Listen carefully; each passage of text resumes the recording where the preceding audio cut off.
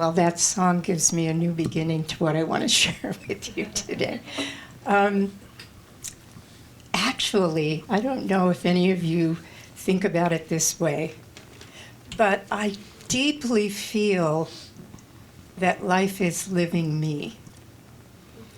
And I figure that my intentions, my willingness to go to therapy to get over ways I don't want to do things, all the things that we do to take care of ourselves are, for me, in the service of the life living me. So when I think of intentions, even though I don't say this in all the little notes I brought to talk to you about, I see our creation of intentions as a collaboration with the life that's living us. I think I said during the meditation, we're each really unique. We are a one-of-a-kind moment in time for life to explore this particular body-mind. So as I talk, just remember the bias I'm coming from is that we're being lived. Because I think we have the idea of a lot of autonomy, and I'm just not entirely sure that's how it works. But what do I know? I'm still here in a body, but that's how I carry it for me.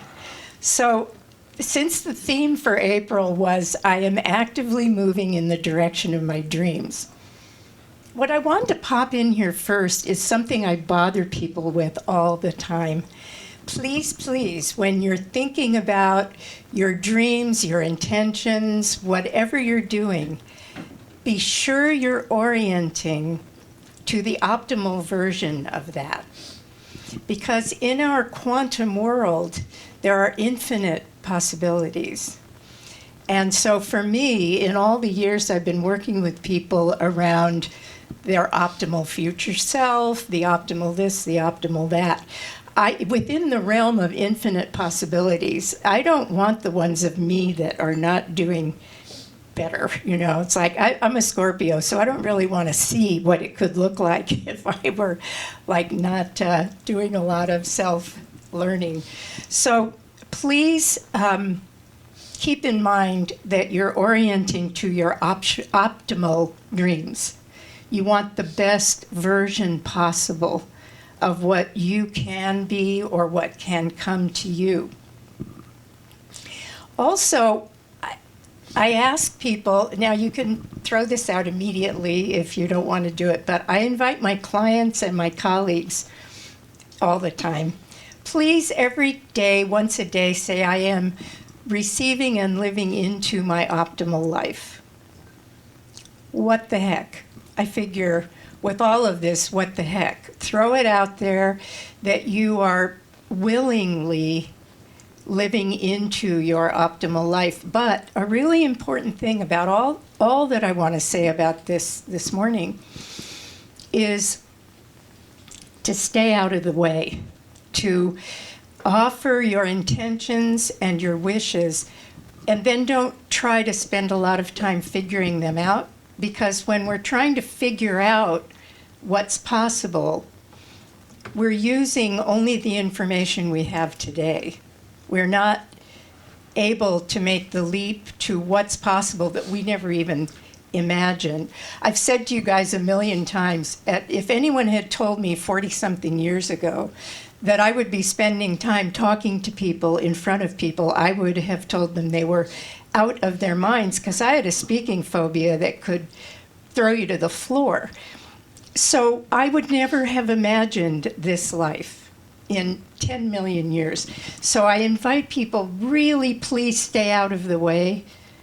When you are imagining an intention, you can imagine yourself growing into it, doing wonderfully whatever, but the way it may unfold might have nothing to do with anything you ever thought would be possible. I mean, what the heck? I was living in California till 1981. I had no idea I'd be on the East Coast having a life better than I ever imagined here. But I did learn very early with my first future self dropping in 1982, I learned really quickly to stay out of the way, that I had no idea what was possible, but I did know that she inhabited herself with an ease I didn't have. So I soaked that in and just kept saying yes. So that's another piece. Yes is a really powerful message to the universe. So let me see on my little notes what organized talking I thought I would do for you today. I have fallen upon a pattern recently. I don't think I quite ever formulated this before about a year ago. But here we are, we're throwing an intention or a dream out into the quantum foam, hoping, feeling, and just giving our all to that dream. I think one of the ways this process works is you toss the intention out there. In effect, we're asking the universe. I tell everybody, please ask. Every spiritual person I have ever listened to talks about all the help that we have, but you have to ask. So I'm always, if colleagues are having a problem with a client, I say, ask for help. I don't think you have to figure this out. Ask. So there's the first step is asking. And I think our intentions are like asking. We're offering the universe something we really would like to receive. But then the next step is the one that's hardest, which is get the heck out of the way. Stay open. Don't get all involved with, I have to personally figure this out all by myself. Because when we're in the way, we might be blocking synchronicities, or we might be blocking those spontaneous little moments that arise. So if you can stay out of the way, then you are in a receptive mode. And then little nudges, little synchronicities, little doors open, someone calls you, you run across something on the street, you are in a receptive mode. And then after receiving, the next job is acting, but instead of acting, I prefer the word responding, because we never know. The acting might be to meditate more. We don't know. So here comes this out of the blue opportunity, or out of the blue, you're reading a book and all of a sudden you read something and click, there it is. There's the answer you need. Then what's your response? What do you do next to that? And one of the things, now I've used a word people don't like, but let me get this out of my, long hair is great, but it gets everywhere. It's like almost more everywhere than cat fur. I don't know, it's the weirdest thing. So one of the things that I'm going to say this and you're going to go, ew, yuck, but it is something that has guided me actually my whole adult life, which is to be obedient to what arrives. When I've asked for something, even when I don't like it, like when I had to start speaking in front of people, that was really a heavy lift, but it was obvious that needed to happen, and so I just did it and did it and did it. It's how to respond, but obviously not to anything negative. This is all looking at what's optimal. But we don't even know always right ahead of time what's optimal.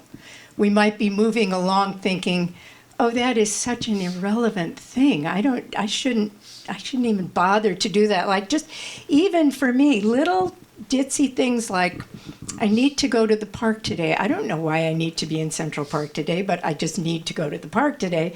And I'll be sitting on the little bench where I usually sit when I'm going to be pondering, and someone will walk by and say something. One day I was there and I was really inside, and I opened my eyes and there was this man with a bicycle standing right there. And I looked at him and he started to talk. Turns out he was a Qigong master, and we had this amazing conversation. I got his name for a colleague who seriously needed some Qigong intervention. If I had not followed that nudge to get to the park, I wouldn't have had the interaction with him, right? It's not linear, it's not logical. It just requires us to attend to those little moments, those little nudges that we can feel, but they're probably going to look irrational to anybody you would tell them to, because they're non-linear. So the asking, receiving, and responding is probably the most important thing. How many times have most of us had a great idea and then we go, oh no, nah. I write down everything in my journal and I highlight the things I think I'm not going to easily do so that I can go back and review them. And here's the weird thing. I think when we're in the ask, receive, and respond flow, in the oddest way possible, it gets really easy. It's like we enter a flow.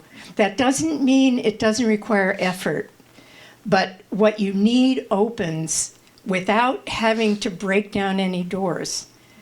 I remember when I was in the somatic experiencing training, I became an assistant, which is someone who goes to the trainings and helps. And then I was in the hospital with a bug bite. I was on IV antibiotics with my arm bright red, this lovely line going all the way up my arm. And I got a phone call from one of the senior faculty asking me if I would please like to teach SE. I kind of thought, really? Is that what we're doing next? Yes, I did that for 12 years. And it's like, but it's being receptive. I mean, I did say to him, can I call you when I get out of the hospital? Because I'm sort of like all wired up at the moment. But I did not consciously ask for that, but I happened to be in a place where that could happen. So I'm very keen on how we can open the way when we have our intention set, and then we listen and we respond. If it's the right thing. Now, let's say I had an intention to become a pianist. That would probably not have gone very well. They could do as many lessons as they wanted, and that would not be where I am. But when you're in line, if you don't know what to intend, ask. Just ask. Just start to say, you know what, I feel something that I can't define. I want to say yes, but I don't know what I'm saying yes to. I could really use some input. And to see what starts to formulate itself. Last year, talk about really I'm at the far, far end of my clinical career. It doesn't mean I'm retiring, but I'm certainly not at any place where I'm ramping up. And so last year, seemingly out of the blue, but after endless nudges, I started to study animal communication. And it's really fun, and it's very interesting. And I said, when I was in California, I used my intuitive stuff a lot. I came to New York and found out what New Yorkers thought of California therapists. And so I really got down to seriousness and put all that over there. And in some odd way, the animal communication is bringing that back online. I'm not going to become an animal communicator, but I'm exercising something because it feels right. It showed up. It's not rational. There's no reason that I can give why I'm doing this. So I've learned to trust over the years when something like this shows up, do it if it doesn't hurt you, because it could be leading to who knows what. We don't know where life is leading us. We might think we know, but if we're really open to being truly an expression of our wholeness, and if we're willing not to hold back, life will offer opportunities to keep stretching us into next steps. And they are stretches. It doesn't mean it's always comfortable, but it does mean that steps appear that we can take. So just notice if this is responding, if you're responding, how this feels. Just notice how your body is experiencing what I'm saying, because I think this is a relationship we all have with life, what we call life. It's a big mystery. I don't know the why of any of it, but I do know that we are never alone. I do know there is guidance without question.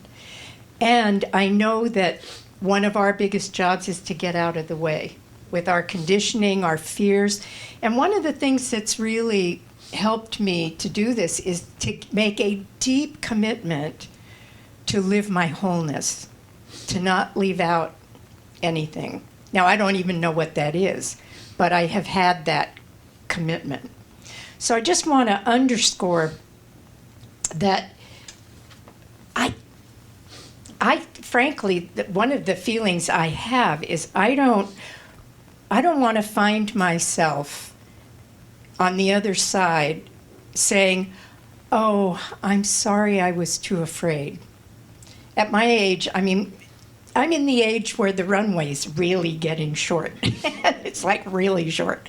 And so I'd say how to live in whatever time is there for me at this point as fully as possible, so that this unique expression that life is having an opportunity to live can have as much of the wholeness and the opportunity being this identity, this particular body mind that is conditioned in a certain way. It's unique, each one of us. There is nothing in this room that isn't one of a kind, unique opportunity for life to live something. And I think we really, our culture isn't gentle around wholeness, particularly with self-criticism and how we're taught to be so judgmental. One of the things that I do, so let's say you're talking about your intention and some part of you is going, yeah, yeah, yeah, you know, mixed feelings. No, you can't possibly be good enough, yeah, yeah, yeah, yeah. So one of the things I do, and I've offered to people to think about doing, is that put an arm around it, say, I know, pat it on the head and keep going. Don't fight with these thoughts. They need compassion. A little pat on the head kind of equalizes things. The relationship shifts. But I've just gotten in a habit, whenever something comes up, to just, oh, you're here, you must be trying to protect me. Okay, thank you. But the patting on the head is the key, because it changes the body's relationship to the power of that thought. Because I really do think we're always moving toward wholeness. And there are conditionings and messages we got growing up that say, don't do that. Don't you dare do that. So, okay, good, pat, pat, and we move on and we go back to our intention. Now, I have to say, let me throw in here, calling on your optimal future self couldn't hurt. I'm only here now because of 40 years of doing future self work, I assure you, because otherwise I don't think I would have made it over the hump of the speaking phobia. But here's the thing, if you decide you want to play with it, the key issue in calling on your optimal future self is to blend with him or her and feel how does my future self inhabit themselves differently from how I do. That's what you want in your body, is the new sensation. I've been thinking lately, I've changed my ideas around healing in recent years because of all the quantum information that's now accessible. I now feel that healing is information transfer. We have a new experience, and I think the body-mind then generates a new template to match that new experience. So for example, that first future self I had in '82, when I blended with her, she had an absolutely solid core, which I most definitely did not have. So I soaked in that body state, and it took a number of years for it to become actual, but it was the body state I know that made that experience have an impact on my life. So even if you don't want to do it that way, just call on your optimal future self or your optimal life, because then you're reaching into the quantum foam and drawing out what is the best option for you in that moment. You know, another piece here, I was watching an interview where the interviewer was talking to a medical doctor who must have worked in intensive care or the emergency room, because he had 20 years of hearing near-death experiences from people who were resuscitated. And he said one of the themes, and I think this is very important when we think about intention, he said one of the themes that many, many of these people reported was that during their life review, they were shown that the really important thing in their life were the small choices every day. They would show them things like opening the door for someone on the street, smiling at someone, really small, everyday choices that expressed kindness or support when you were doing something that was a positive action of some kind. So when I heard that, I thought choices and intentions are very close together. And if we understand that the choices are intersecting with particular probabilities, particular qualities of experience, qualities of life, it really, really took, for me, even a deeper acknowledgement and respect for my day-to-day choices. Not to make it some, in your face, oh my gosh, what's going to happen to me, but to remember that how we move through the world reflects what we're resonating with and what qualities we are building into the life we're living. So I thought, oh, I'm glad I saw that interview because that one really reinforced. I was listening to James Van Praagh, for those of you who know James. He was in an interview and someone had mentioned to him this issue of choices. And he said in his little life review that he had during a near-death experience, he was shocked because here he is out in the world talking to dead people and doing all the things he does. And what they showed him were a couple of instances out on the street that were the most important. So he said, you can be sure now when I go to Starbucks, I tell that barista how adorable she looks in that green apron, because he said, I'm out there wanting to bring a smile to people's faces each day. So we have an impact in the world when we're out and about, but we're affecting each other all the time with our radiating presence.